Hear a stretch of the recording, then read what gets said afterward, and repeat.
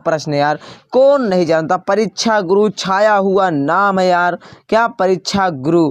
तो आप लोग कर लीजिए परीक्षा गुरु यार, अब क्या करोगे, छोटे छोटे प्रश्न है जो आप सभी को तो आते ही है ना। चलो, हिंदी का प्रथम उपन्यास किसे माना जाता है, परीक्षा गुरु को, तो आपको लोग लिख लीजिएगा। चलो नेक्स्ट आ जाओ, पाठ छाया मत छूना के कवि का नाम लिखिए।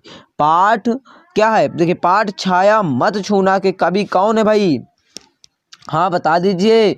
देखिए काफी सारे बच्चे बता रहे हैं भाई, बताइए बताइए, पाठ छाया मत छूना के कवि हैं, कौन है बच्चा। चलिए एक बच्चा लिख रहा है गिरजा कुमार माथुर, वेरी गुड यार, क्या हो जाएगा, गिरजा कुमार माथुर, लिख लीजिए गिरजा, गिरजा कुमार, गिरजा कुमार माथुर, आप लोग आंसर में लिख लीजिए बच्चों, गिरजा कुमार माथुर आपका हो जाएगा राइट आंसर। चलो ठीक है, तो हम लोग बात करते हैं नेक्स्ट प्रश्न की। तो यहाँ तक ये क्लियर हो गया। अब देखो, बाल बोगिन भगत की पुत्र वधू उन्हें अकेले क्यों नहीं छोड़ना चाहती थी। बाल बोगिन भगत की पुत्र वधू उन्हें अकेले क्यों नहीं छोड़ना चाहती थी, आप बताइए क्यों नहीं छोड़ना चाहती थी। देखिए भगत की जो पुत्र वधू उनको अकेले न छोड़ने का कारण था कि उनकी देखभाल करना चाहती थी। बाल बोगिन भगत की पुत्र वधू उन्हें अकेले छोड़ना इसलिए नहीं चाहती थी क्योंकि वह उनकी देखभाल करना चाहती थी। ठीक है, इतना तो कर सकते हैं आप लोग। चलिए, मात्रिक छंद की परिभाषा, तो जो बच्चा पढ़ने में ब्रिलियंट होगा, जो 99% लाना चाहता है, वो मात्रिक छंद की परिभाषा डिस्क्रिप्शन बॉक्स में लिख कर जाएगा। क्या कहाँ लिख के जाएगा, कमेंट में लिख कर जाएगा। ठीक है, मात्रिक छंद की परिभाषा। अब देखो, तुम तो कलू हाक जनु लावा, इस पंक्ति में निहित अलंकार का नाम बताइए।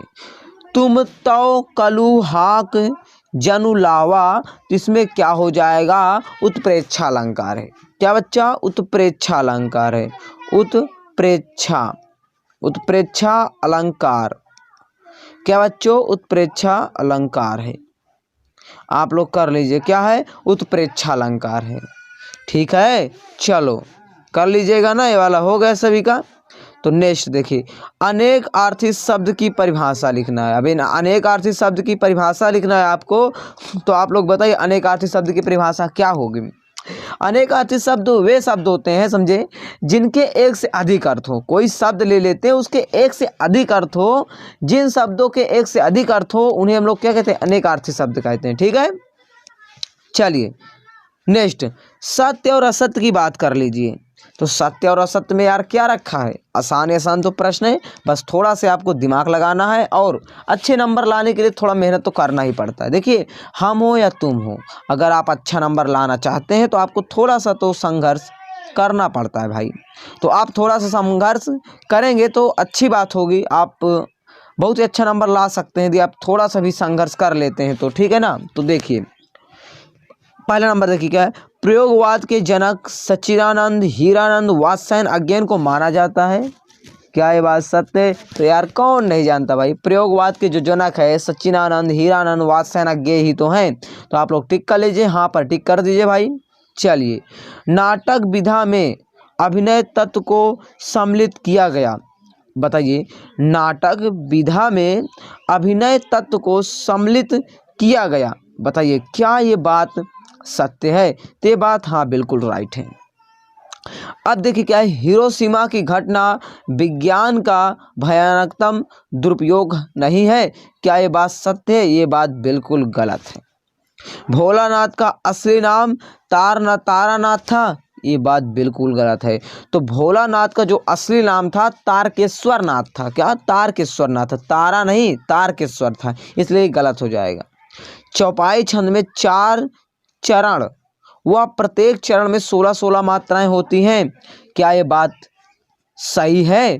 तो हाँ ये बात तो बिल्कुल सही है, चौपाई चरण 16-16 मात्राएं होती हैं, 4 चरण होते हैं, ये बात सही है। अब निपात शब्दों का प्रयोग वाक्यों को अलग करने के लिए किया जाता है, क्या ये बात सही है। तो ये बात तो भाई गलत है, ये बात क्या गलत है। जो निपात शब्द होते हैं उनको प्रयोग किसी वाक्य को अलग करने के लिए नहीं किया जाता है, मतलब ये बात बिल्कुल गलत लिखी गई है। ठीक है, चलो नेक्स्ट पर आ जाओ। नेक्स्ट देखिए क्या है, अब यहाँ पर नेक्स्ट प्रश्न है, भक्ति काल की दो विशेषताएं लिखिए। तो भक्ति काल की दो विशेषताएं आपको बताना है, तो भक्ति काल की दो विशेषताएं आप हमें कमेंट में बताइएगा। पर यदि आपको 6 से, अब सुन लीजिए थोड़ा से, 6 से आगे का भी उत्तर चाहिए तो एक बार तो कमेंट कर ही सकते हो कि सर हमें 6 से आगे का उत्तर प्रोवाइड करा दीजिए। तो हम तो आपका डिमांड पर खरे उतरते हैं और आपके उत्तर को प्रोवाइड करा देंगे। ठीक है, प्रयोगवाद की दो विशेषताएं लिखना कोई। ठीक है, कवि सूर्यकांत त्रिपाठी निराला अथवा कवि ऋतुराज का शिल्प सौंदर्य लिखिए। शिल्प सौंदर्य लिखना है। लक्ष्मण ने वीर योद्धा की क्या क्या विशेषताएं हैं बताइए। कोई दो विशेषताएं बताना है आपको। कवि आत्मकथा लिखने से क्यों बचना चाहता है। कवि आत्मकथा लिखने से क्यों बचना चाहता है आपको बताना है। वीर रस, देखिए वीर रस की परिभाषा उदाहरण सहित लिखना है आपको। अब देखिए अगला प्रश्न हमारा क्या है, महाकाव्य किसे कहते हैं। किसी एक महाकाव्य का नाम लिखना है, इसे तो आप कर ही सकते हैं। दोहा छंद की परिभाषा उदाहरण सहित लिखना है, आप लोग इसे भी कर लीजिएगा। मानवीकरण अलंकार की परिभाषा उदाहरण सहित लिखिए। क्या, मानवीकरण अलंकार की परिभाषा उदाहरण सहित लिखना है। ठीक है, इसे आप कर लीजिएगा। कहानी की परिभाषा लिखिए एवं प्रेमचंद्र की दो कहानियों के नाम लिखिए, इसे आप लोग कर लीजिएगा। आत्मकथा विधा का परिचय लिखते हुए एक लेखक का नाम व उनकी एक एक रचना का नाम लिखिए। ठीक है, लेखक स्वयं प्रकाश अथवा लेखिका मन्नू मंडारी की दो भाषागत विशेषताएं लिखना है आपको, लिख लीजिएगा। आप देखिए आपका तीसरा नंबर है, 13 नंबर, एक कहानी यह भी आत्मकथ्य में लेखिका के पिता ने रसाई को भटिया खान कहकर क्यों संबोधित किया, इसको कर लीजिएगा। अथवा देखिए दिया गया है, वास्तविक अर्थों में संस्कृत व्यक्ति किसे कहा जाता है, आप लोग इसे कर लीजिएगा। अब आगे देखिए क्या है, निपात शब्द की परिभाषा उदाहरण सहित लिखना है आपको। ठीक है, इसे आप लोग कर लीजिएगा। अब देखिए समास के प्रकारों के नाम बताना है। अब आगे देखिए आप 15 नंबर, लेखक ने अपने आप को हिरोशिमा के विस्फोट भोक्ता कब और किस तरह महसूस किया, इसको आपको बताना है। अथवा देखिए प्रश्न क्या है, जॉर्ज पंचम की लाट की नाक को पुनः लगाने के लिए मूर्ति ने क्या क्या तय किया। मूर्तिकार ने क्या क्या तय किया, मूर्तिकार ने। ठीक है, चलिए नेक्स्ट आ जाइए। 16 नंबर देखिए क्या है, महाकाव्य एवं खंड काव्य में कोई 3 अंतर। ये प्रश्न यार बार बार रिपीट हो रहा है, तो आप लोग तो इतना तो कर सकते हैं कि आप लोग इसे तैयार कर लें। ठीक है, तो आप लोग इसे तैयार कर लीजिएगा। ठीक है, महाकाव्य एवं खंड काव्य में कोई 3 अंतर आपको बताना है। ठीक है ना, स्थायी भाव एवं संचारी भाव में कोई 3 अंतर लिखना है, तो आप लोग इसे भी कर लीजिएगा। मुहावरे एवं लोकोक्ति में कोई 3 अंतर लिखना है, अंतर वाले प्रश्न पूछे जा रहे हैं। विज्ञापन लेखन एवं सूचना लेखन में कोई 3 अंतर आपको बताना है, जिसे भी आप कर लीजिएगा। अब देखिए यहाँ से प्रश्न टास होता है, अपठित गद्यांश अथवा अपठित काव्यांशों को पढ़कर नीचे दिए गए उत्तर को लिखना है आपको। ठीक है, देखिए जिस मनुष्य के हृदय में ईर्ष्या घर बना लेती है वह उन चीज़ों से आनंद नहीं उठाता जो उसके पास मौजूद है, बल्कि उन वस्तुओं से दुख उठाता है जो दूसरों के पास मौजूद है। वह अपनी तुलना दूसरों से करता रहता है और इस तुलना में अपने पक्ष के सभी अभाव उसके हृदय पर डंक मारते रहते हैं। डंक के इस दाह को भोगना कोई अच्छी बात नहीं, मगर ईर्ष्यालु मनुष्य करे भी तो क्या, आदत से लाचार होकर उसे यह वेदना भोगनी पड़ती है। ईर्ष्या का यही अनोखा वरदान है। ठीक है ना, तो आप लोग इसे समझ लीजिएगा। तो ध्यान दीजिए थोड़ा सा यहाँ पर। अब आपको 3 प्रश्न यहाँ पर मिल रहे हैं। उपरोक्त का गद्यांश का सटीक शीर्षक लिख देना है। ईर्ष्यालु व्यक्ति दुखी क्यों रहता है। देखिए ईर्ष्यालु व्यक्ति दुखी इसलिए रहता है क्योंकि वह हमेशा दूसरों के पास जो चीज़ें होती हैं उसको देखकर दुखी होता रहता है और सोचता रहता है कि काश मेरे पास होती, और उसके पास जो चीज़ें हैं उसका सही से उपयोग नहीं करता। इसलिए आपके पास अभी समय है, आप सही से उपयोग कर लीजिए और वार्षिक परीक्षा पेपर में अच्छे नंबर ला लीजिए। और जिस दिन आपका अच्छा नंबर आ जाएगा उस दिन आपके माता पिता, आपके गुरुजन सभी लोग आप पर गर्व महसूस करेंगे। ठीक है। दाह लाचार शब्द का अर्थ लिखना है। दाह और लाचार, लाचार का मतलब होता है बेबस होना, मजबूर होना। दाह का तो आप लोग कमेंट में बताइएगा, ठीक है, दाह का कमेंट में बताइएगा। जननी तेरे सभी जात हम जननी तेरे जय हो। विश्व राज के प्रजातंत्र में किसका किसका भय है, यह व्यक्तित्व स्वतंत्र हमारे सधित सौंदर्य है। सीमाओं के बंधन टूटे, प्रलय युद्ध सब पीछे छूटे, जन जन के जीवन रस लूटे, हिंसा रहित हृदय हैं। इसको आपको क्या करना है, व्यक्ति के स्वतंत्रता से क्या साध रहा है, उपयुक्त का सटीक संदर्भ लिख दीजिएगा और उचित शीर्षक लिख दीजिएगा। लेखिका मन्नू मंडारी के साहसिक व्यक्तित्व पर एक अनुच्छेद लिखना है। और देखिएगा, दो मित्रों के बीच, देखिए समझ लीजिए मेरी बात को, दो मित्रों के बीच मेरी प्रिय कहानी का संवाद लिखना है। अब आगे आ जाओ। अब देखिए 20 नंबर प्रश्न क्या है, निम्नलिखित पद्यांश का संदर्भ प्रसंग सहित भावार्थ लिखना है।